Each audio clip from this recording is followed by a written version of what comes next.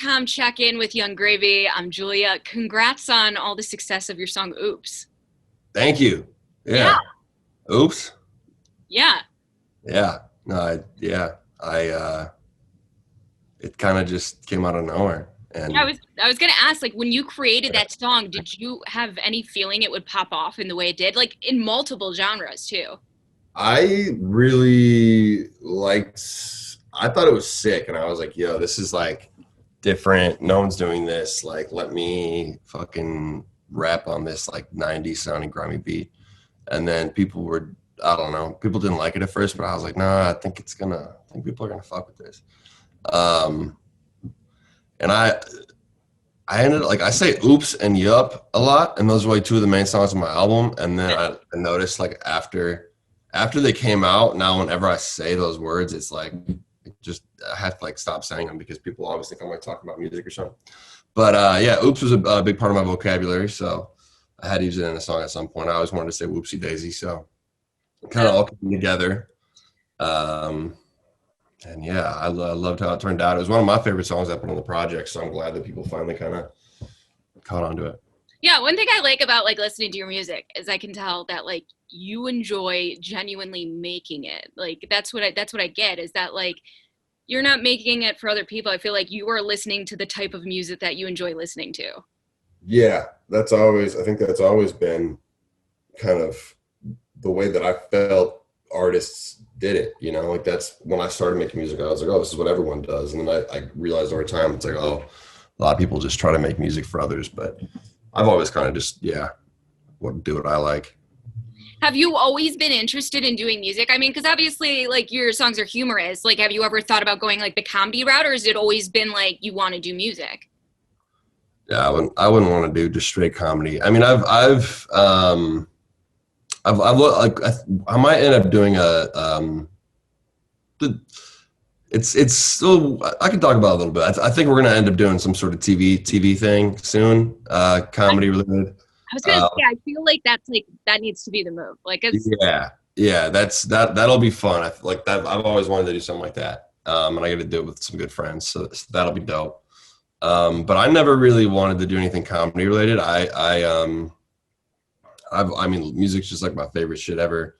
Um, but I just never, growing up in Minnesota, I never thought, I was like, oh, there's no chance I could make it as a musician until I ended up like seeing some other artists, who I had mutual friends with, like go up on SoundCloud. And that's really what I used to blow up. But, I think like putting the humor into it was just kind of like, that's just what comes to mind for me. It wasn't like a premeditated, like, oh, I'm going to be the funny rapper or whatever. That was just kind of like, I would freestyle with my friends and that was kind of just the vibe.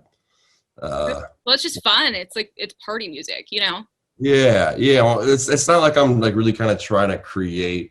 Nothing against like Lil Dicky, but it's like a lot of our other artists will kind of try to start a song as like it seems like a gimmick to start with, and then they make the music around that. But for me, it's more like make the music and then write the lyrics, and if there's fun shit in there, then there's fun shit in there.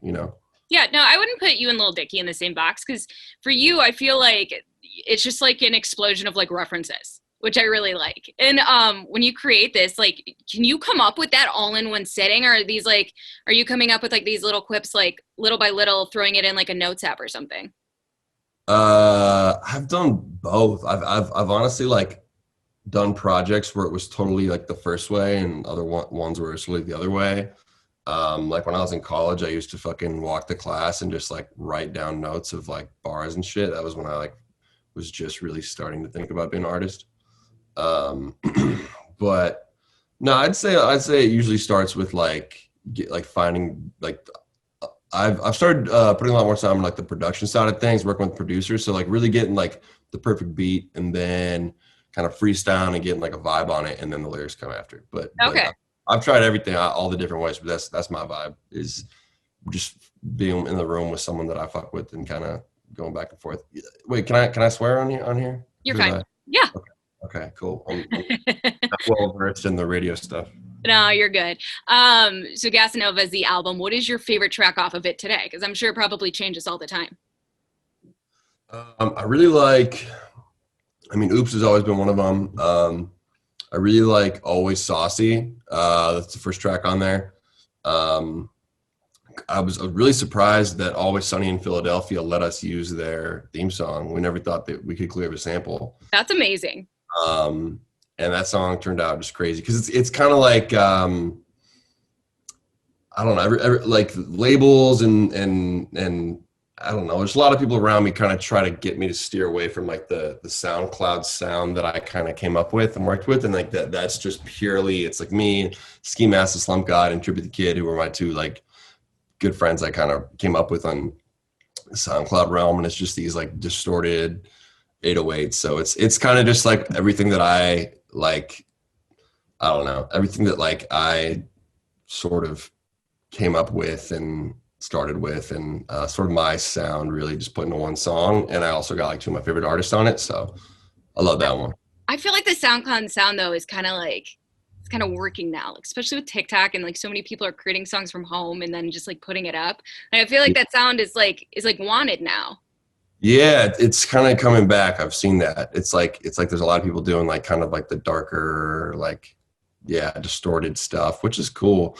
I haven't paid as much attention to new music lately. You know, you kind of got to take breaks. I don't even listen to hip hop that much, so I'm not super up to date on the new stuff. But I've heard some good stuff. Gotcha. Dope line. Um, so is there a line in any of your songs right now, like even after the album's been out for a while, that you're driving home and it'll like come in your head and you're just kind of like, like I still like that? Oh, like any particular lines? Oh, I mean, there's a lot. I think one of my most impressive poetic accomplishments was on the song "Gas Money." I said, it was sort of a video game reference. I said, "Your ex got that box Rated rated E. for everyone." Yeah, I love that line. I thought that was pretty. That one took a while. I thought that was pretty good. I think probably to date, my most quoted line has to be, hey Alexa, how many bitches can we fit in the Tesla?"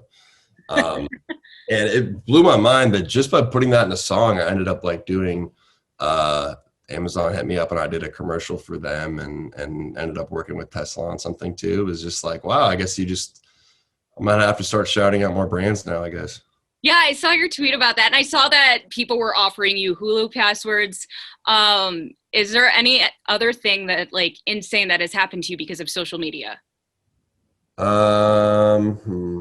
I've had like three people get engaged at my shows, which was dope. I guess that's not necessarily social media, but No, that's cool. the cult fans, the cult fan base is awesome. Like it's a really big deal for some of them. I've met people who said they've come to like 20. I've probably done a total of like maybe 200 shows, and I've had people tell me they've been to 20, and I'm like, wow, that's pretty wild. Yeah. Uh, Is it awkward when people get engaged in front of you though? Like, what do you do? You're just like, Oh, I fucking love it. I shed tears. Yeah, I think that shit's beautiful. I helped one guy, brought him on stage to do it. It was really cute. oh, I like that. Well, hey, speaking of your song Gas Money, I love the music video for that. Like, do you just think of places that you want to do these things, like a blockbuster video or something, and you're like, okay, next music video, we got to have it here? It'll be kind of, I mean, either it's that one, a few of the videos that I did, I guess it was like the main, like the last few that I put out were, it was mid-COVID, so I had been watching a lot of movies, and they're both inspired by, I mean, that Gas Money one was inspired by Big Lebowski, so sometimes I just pick one of my favorite movies and we just roll with that. I mean, we've done Starsky and Hutch, we did Night at the Roxbury. Um, that's just a fun way to go. And but the more recent videos, which I guess you'll see soon, I wanted to take some more kind of weird, abstract routes. We do have an Oops video coming, and it's crazy. I like it a lot. Well, speaking of your music videos, one of my favorite comments I saw on one is, he looks like he smells like a rich cologne. Is that true? I don't wear cologne.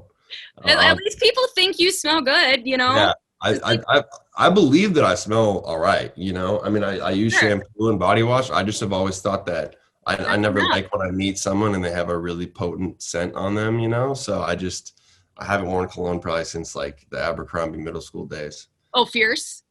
whatever it was. Yeah, It's just like that one scent that I like just get this every stuff.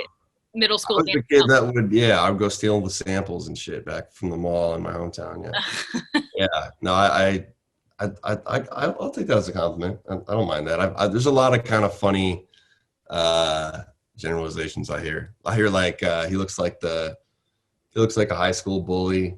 Oh, I Uh, don't think you do.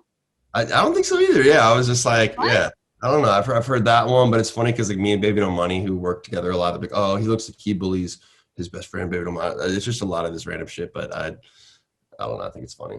That is funny. Is there any weird noises that have you've worked into production that people don't know about? Well, I used to use this Dennis Edwards sample. You've probably heard it somewhere in a song where it's like it's basically just a, whoa. I can find it on my phone. I used it only on like one or two early ass songs, because then I was like, oh, we have to clear this, so then we kind of like remade it. But Oh yeah, yeah. so that's like kind of a signature. Me and Y2K made a beat one time where we were drinking tequila and we were popping the tequila bottle for the instrument and kind of like bang on the glass and stuff like that. I like stuff like that. I have like a couple of recordings of like my friend's mom, uh, just kind of randomly talking about shit as an intro for a song. That's funny. So what is next for you? Obviously, the Oops music video is going to be coming out soon. Anything else that you're working on? Oops music video, something TV related, Oh, that sure. you'll get more info on soon. Um, hopefully touring soon. We had a tour planned for last Yeah. April that has been pushed back like 3 times. Me and Dylan Francis. Hopefully that'll happen it's supposed to be October, November. That could be possible. I feel like that. I That's feel like cool. things are looking good.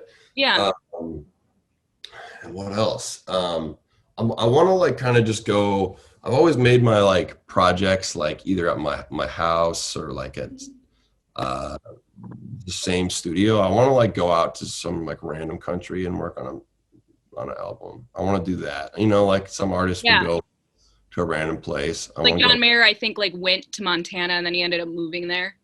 Yeah, I spent some time in Montana on probation, and it was actually pretty beautiful. It was a good Yeah. time. Yeah. Yeah.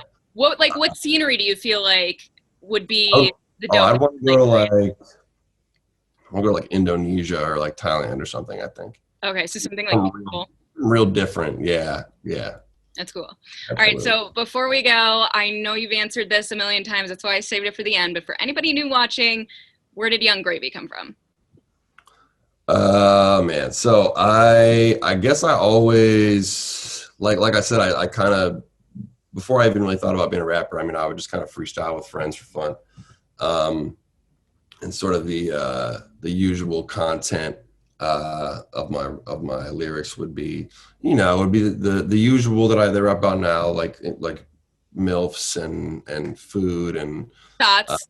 my dentist and yeah and yeah a lot of wonderful things. And I felt like one time I spit a bar about gravy and it kind of just like the whole room stopped and everyone was like, oh shit, like did something like that because I was Mr. Butter before that. And then that one just kind of stuck. I don't know. It was I was thinking for a while, when I really was taking things seriously. I was like, I threw some names around. I thought about Or like what didn't make the cut? Jimmy Continental didn't make the cut. Mr. Butter. I was using Lil Steamer for a while, but then people had kind of a weird, yeah. I mean, you could kind of, yeah. People had a weird imagery with that one. Might have been one or two other ones. I don't know, but gravy. I think was ideal. I wanted to be just gravy, but that was there's actually a rapper from like the late '90s that went by Gravy. So Well, I feel like Gravy fits like kind of like the funky vibe to it too. yeah.